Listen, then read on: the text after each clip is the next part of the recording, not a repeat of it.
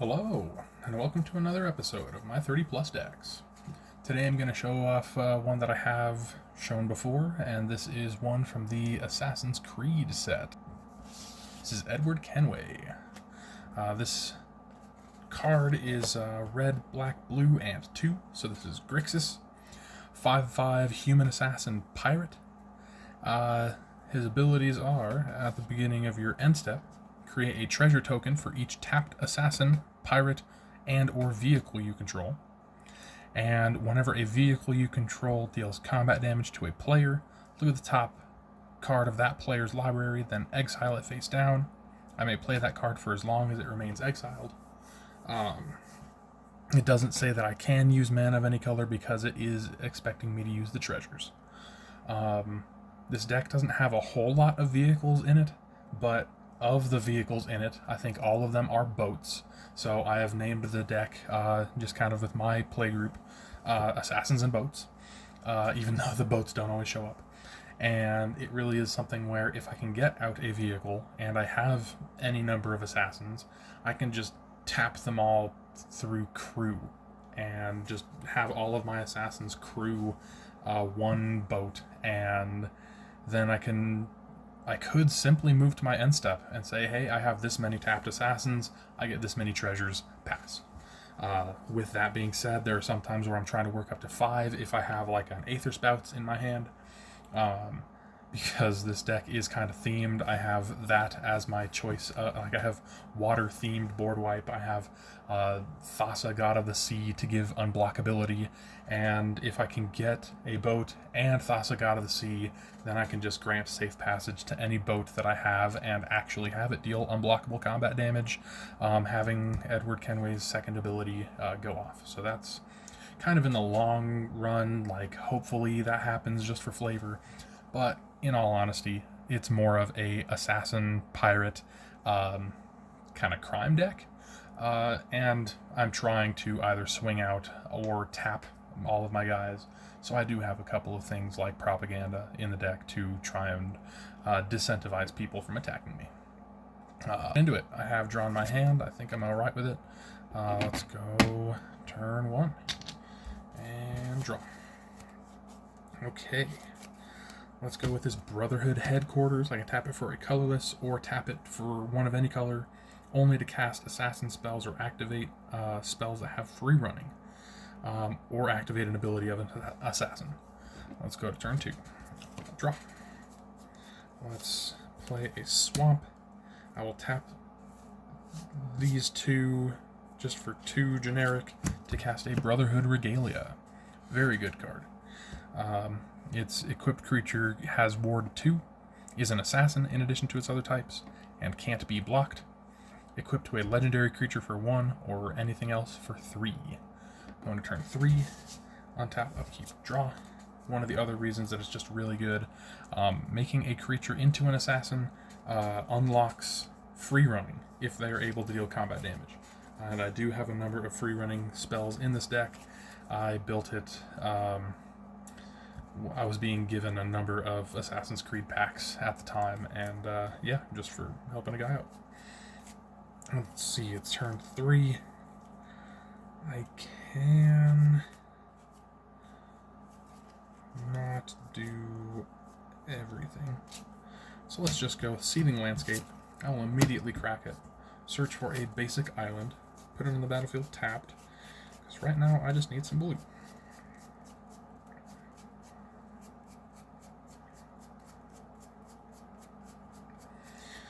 So many non-basics. There's one. Go.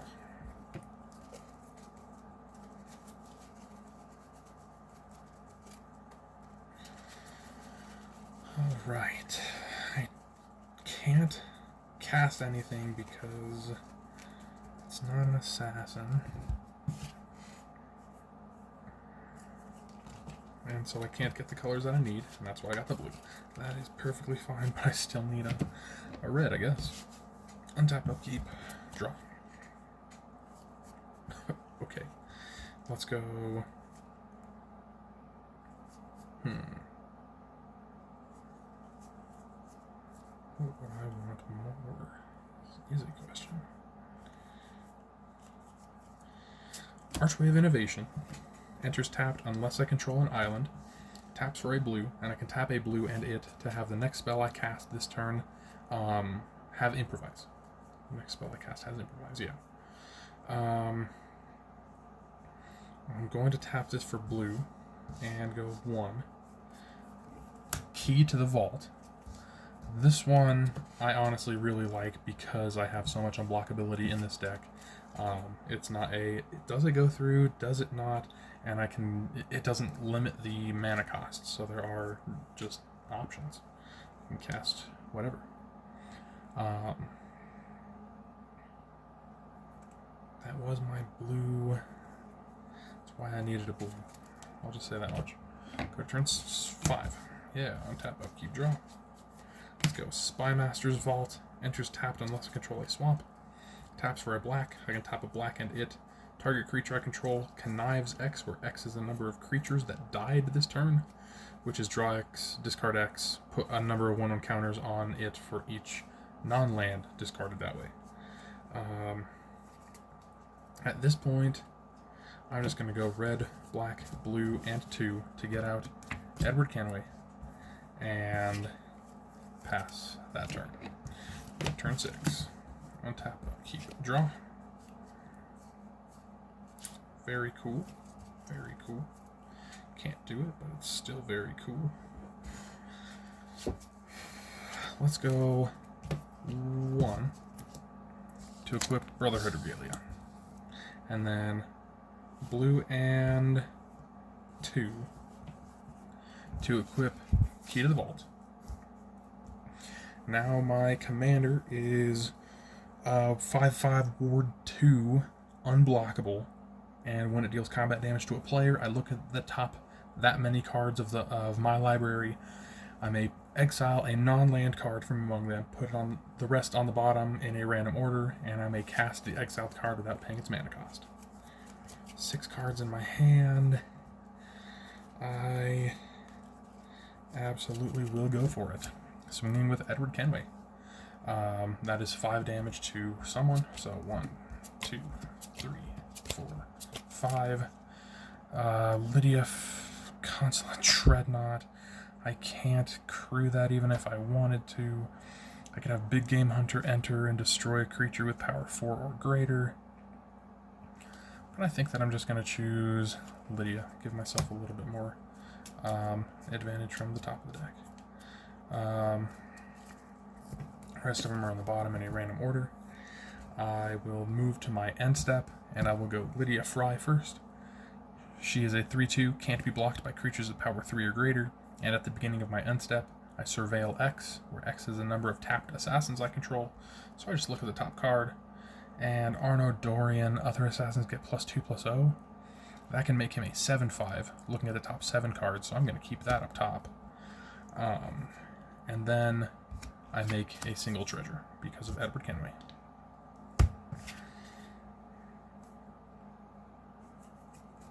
Yep.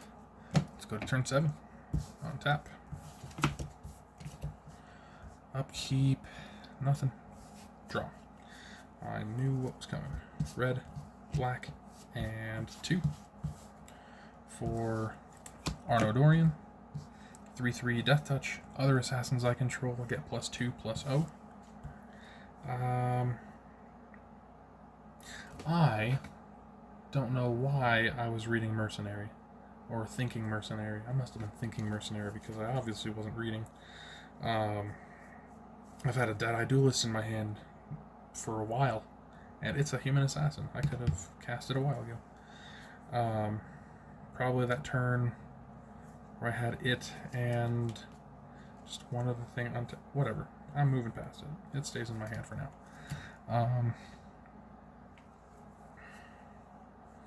Unless I wanted to just sacrifice that treasure, but I really don't. So let's go for it. Swinging for 7. 1, 2, 3, 4, 5, 6, 7 cards from the top. Adewale, which is looking at the top 6, getting an assassin, pirate, or vehicle from those, putting it into my hand. He is a 4/1, which would make him a 6/1, which is great for crewing. Whenever a vehicle I control deals combat damage to a player, I can return him from my graveyard to my hand. Propaganda is a very solid choice. Descent into Avernus is in this deck. You're darn right it is. Pylon, I'm not sure. Soul Ring, I might just turn down the Soul Ring, honestly.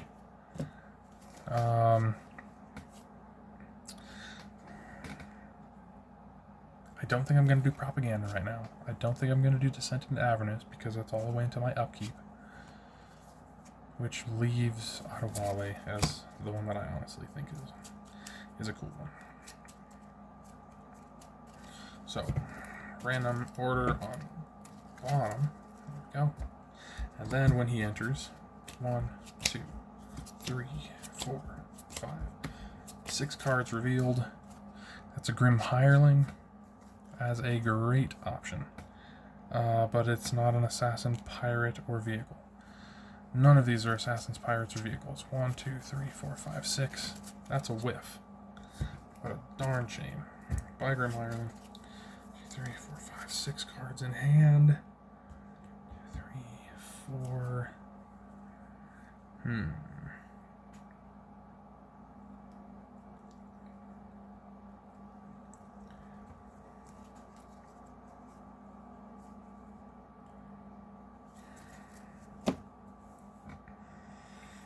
I guess that's going to be my playtest for this one. Dang. I guess I had a couple of things in mind, or maybe just in hand. I had a, let's just zoom in a little bit. Dead-Eye Duelist, Human Assassin. I don't know what I was thinking. I could have cast that earlier.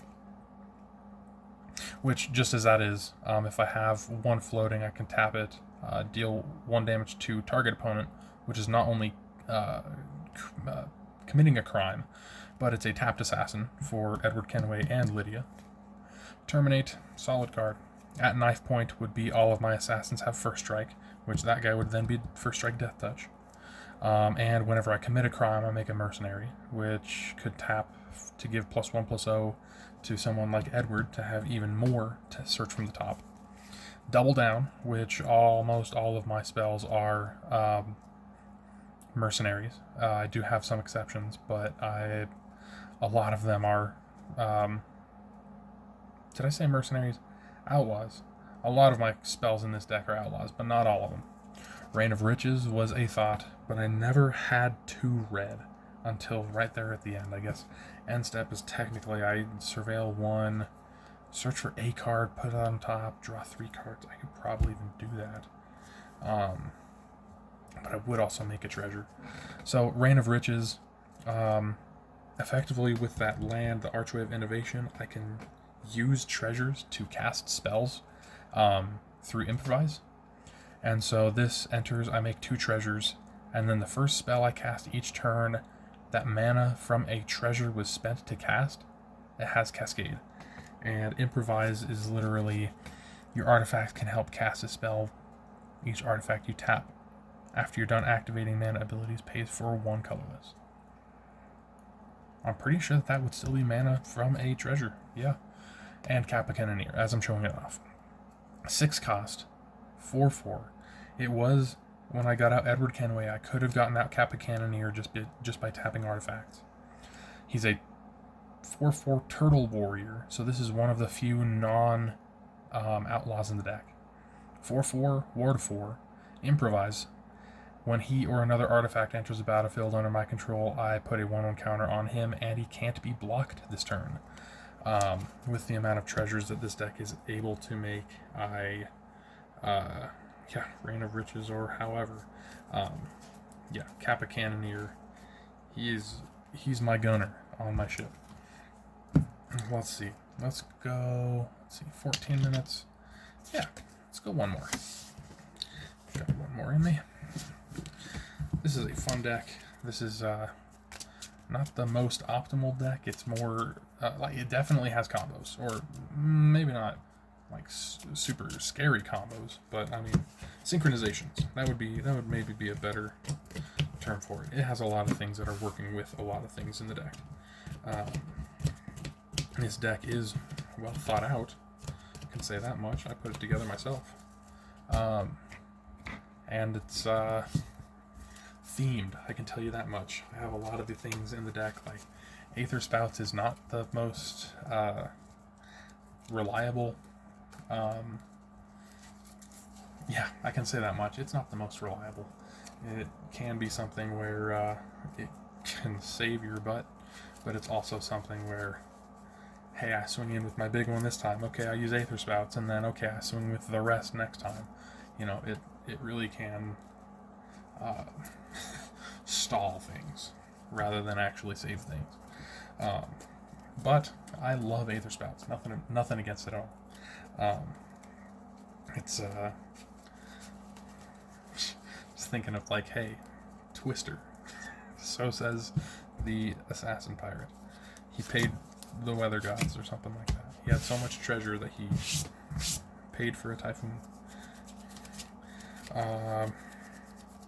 2 lands.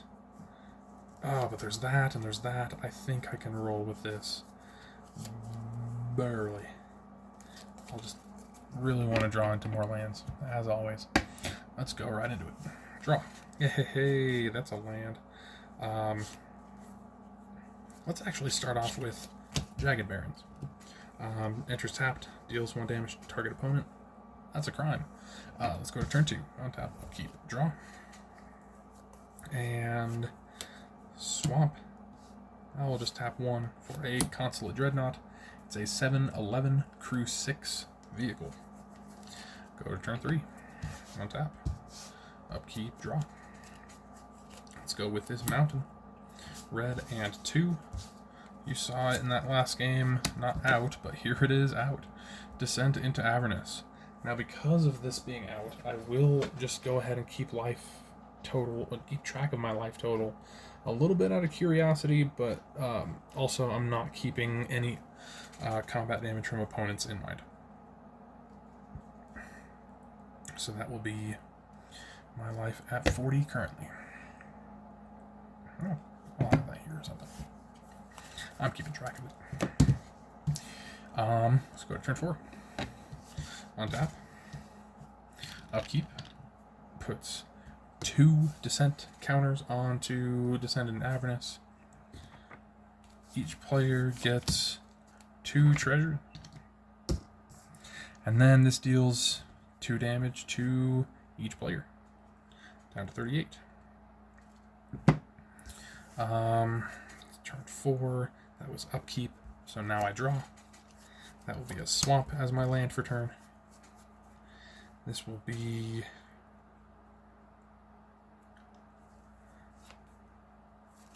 red, black, blue, and 2. Edward Kenway. Here we go. Let's go to turn 5. On tap. Upkeep. This gets 2.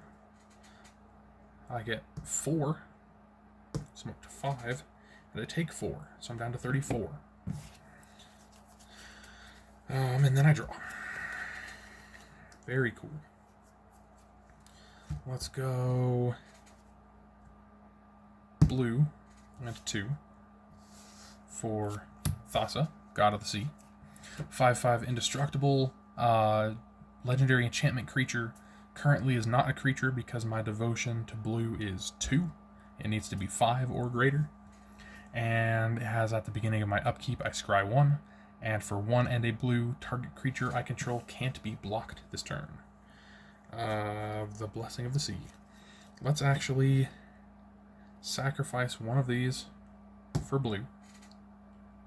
And 1, 2, 3, 4, 5. Because of improvise, that will be Kappa Cannoneer.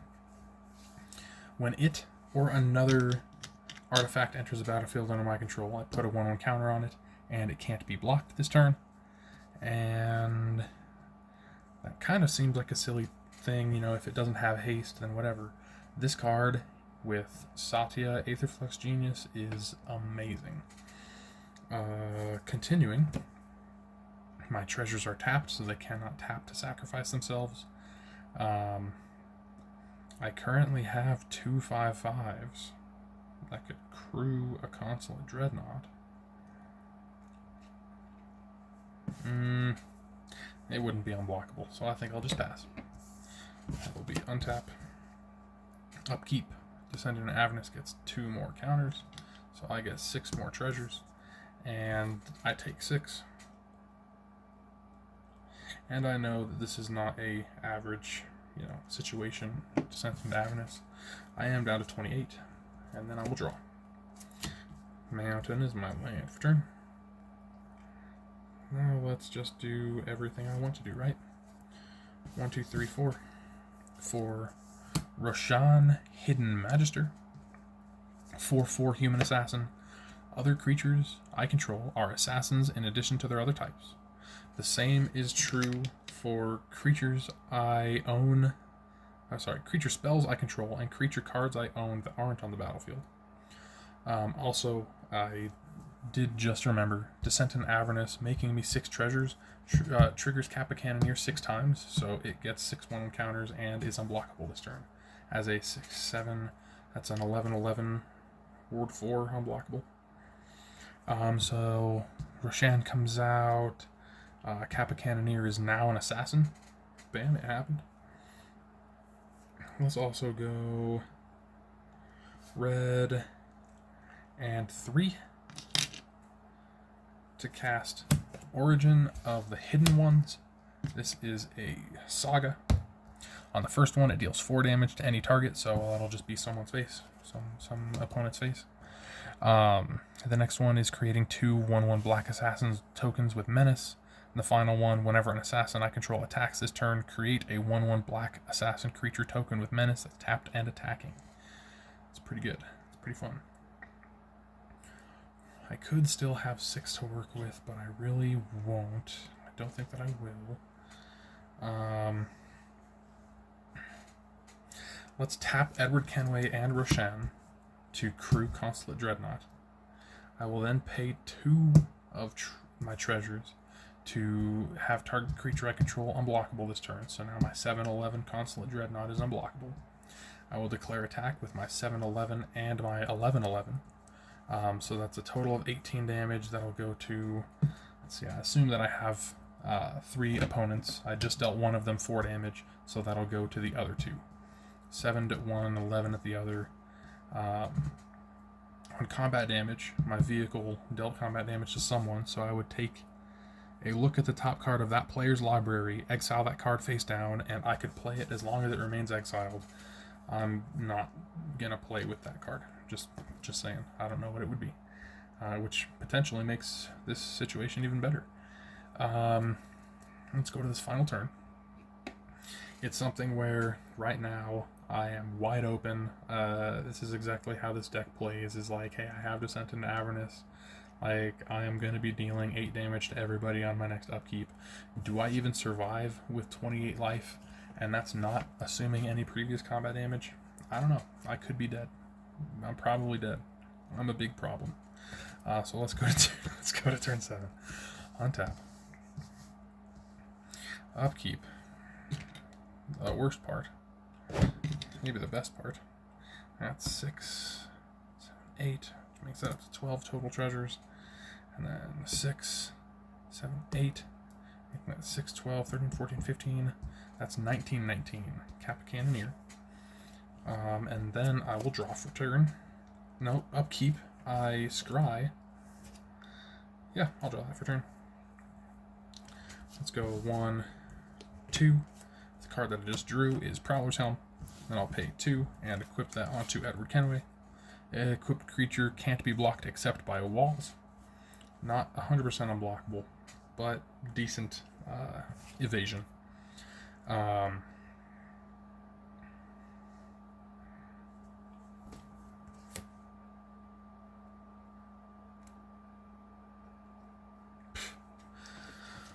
Okay, let's go ahead and let's see. With this also, that's after draw, I would make the 2 more assassins.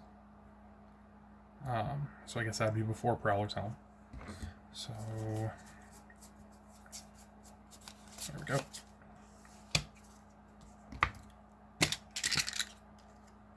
Two assassins. And I will tap Roshan for 4, plus these 2 assassins that have summoning sickness for a total of 6. To crew the Consulate Dreadnought, I can tap 1 and then sacrifice a treasure for a blue to give Consulate Dreadnought unblockable. Then I can swing with these 3 as the 1919 unblockable, a 711 unblockable, and a 5/5 with high evasion because it can only be blocked by walls. I'd probably be swinging it at someone who doesn't have any walls. And combat damage that triggers. I think that I completely forgot about other treasures last turn, which would make that even bigger. So that's something like last turn I had at least Edward Kenway and Roshan tapped. So it would be 2 more treasures that I should have made, which also makes 2 more counters on Kappa Cannoneer from that last end step. And I think that's all that I'm going to track, so that this turn I can move to my end step. That's also true. I had that Consulate Dreadnought tapped last turn, so that's just the 1 more treasure that I'll track from last turn. Now this turn, that's 1. Oh, that's also true. If I'm tracking only last turn, Kappa Cannoneer was an assassin.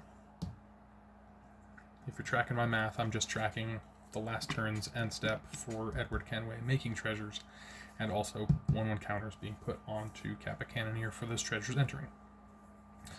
So now, with all that being said, and all that being taken care of, moving to this turn's end step, I have a tapped vehicle, and 1, 2, 3, 4, 5 tapped assassins.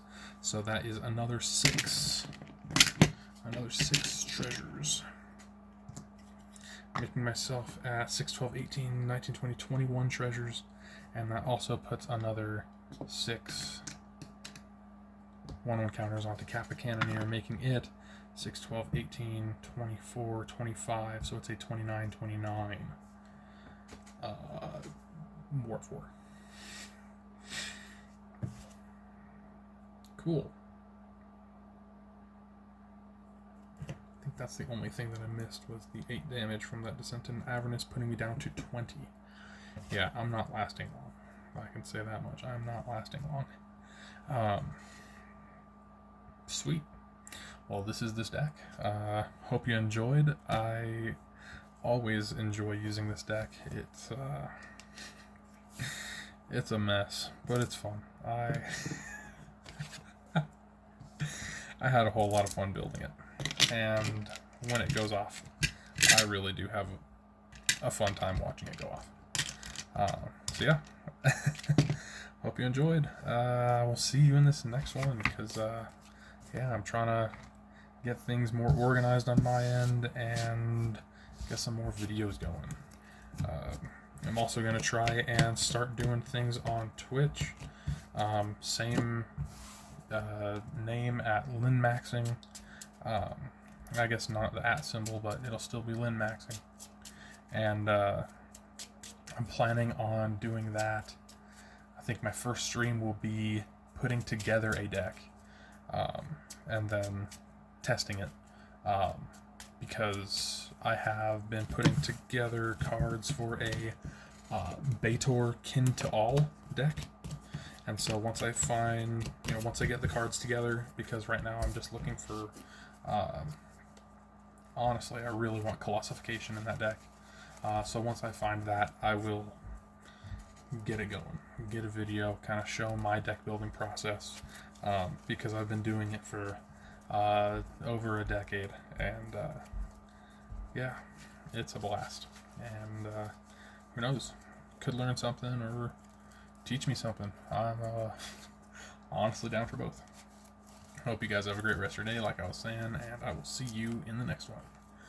Later.